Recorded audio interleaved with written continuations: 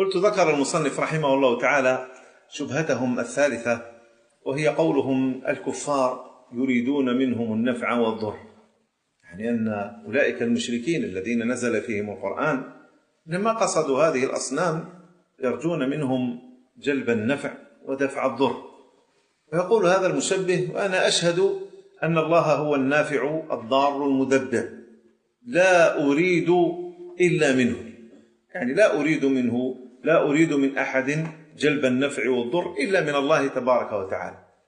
ويقول: والصالحون ليس لهم من الأمر شيء، ولكن أقصدهم أرجو من الله شفاعتهم. هذه شبهة قوية جدا، وهذه أيضا من أقوى الشبهات عند هؤلاء الذين يقيمون مثل هذه العبادات لغير الله تبارك وتعالى. والجواب على هذه الشبهة يكون من وجهين أيضا. الوجه الأول: هذه الدعوة هي نفسها دعوة المشركين، هذه الدعوة هي نفسها دعوة المشركين الذين كفرهم النبي صلى الله عليه وسلم وقاتلهم.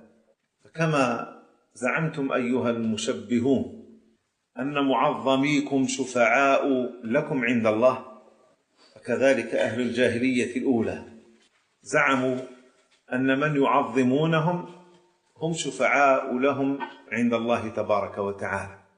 لهذا قالوا: ما نعبدهم إلا ليقربونا إلى الله زلفى. وأصل تلك الأصنام هم عباد صالحون الذين عبدهم قوم نوح، أليسوا كانوا عبادا صالحين؟ بلى.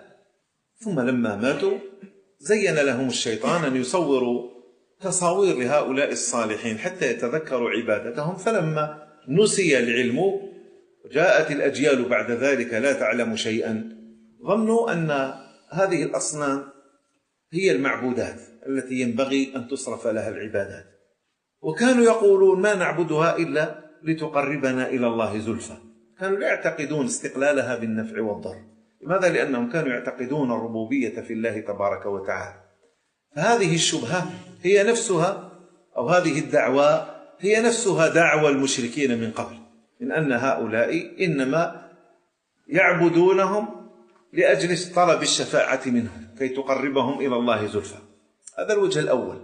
الوجه الثاني أن يقال بأن الشفاعة هي محض ملك الله، هي محض ملك الله تبارك وتعالى. الشفاعة محض ملك الله تبارك وتعالى، لا تطلب من غير الله، هي محض ملك الله تبارك وتعالى، فلا تطلب من غير الله، كما قال الله تبارك وتعالى: قل لله الشفاعة جميعا.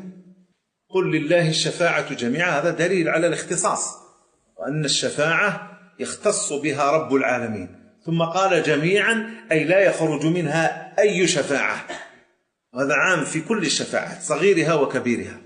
قل لله الشفاعة جميعا، الشفاعة إذن كلها ملك الله تبارك وتعالى، فلا تطلب إلا من الله وحده، ولا تنفع الشفاعة عنده إلا لأهل التوحيد كما ذكرنا، فلا تصرف لأهل الشرك، لأن الشفاعة تنفع بشرطين: أن يكون المشفوع له ممن رضي الله عنه، وألا تكون إلا بعد إذن الله تبارك وتعالى. فليس لأحد أن يشفع إلا بعد أن يأذن الله له، وليس لأحد أن يشفع إلا في من رضي الله عنه. أما من لم يرضى الله عنه من المشركين فإن الله تعالى لا يأذن بالشفاعة له. فإذا سأل العبد غير الله تبارك وتعالى الشفاعة، إن بعض الناس يسألون، يقول: يا رسول الله أسألك شفاعتك، أو يقول: يا رسول الله اشفع لي عند الله. هذا سؤال مباشر للنبي صلى الله عليه وسلم، يطلب العبد الشفاعة من المشفوع مباشرة. فإذا سأل العبد غير الله الشفاعة فإنه يسأله شيئا لا يملكه، مهما كان هذا الشافع، مهما كان هذا الشافع فإنه لا يملك هذه الشفاعة. فمن سأل نبيا الشفاعة، أو سأل ملكا الشفاعة، أو سأل صالحا أو وليا الشفاعة، فقد سأله شيئا لا يملكه إلا الله وحده لا شريك له. والقاعدة أن من سأل غير الله شيئا لا يملكه إلا الله، القاعدة في هذا أنه وقع في الشرك. هذه قاعدة كلية، كل من سأل أحدا شيئا لا يملكه إلا الله فإنه قد وقع في الشرك. ومن هذا الذي لا يملكه إلا الله الشفاعة، فكل من سأل نبيا أو وليا أو صالحا أو ملكا الشفاعة فإنه سأله شيئا لا يملكه.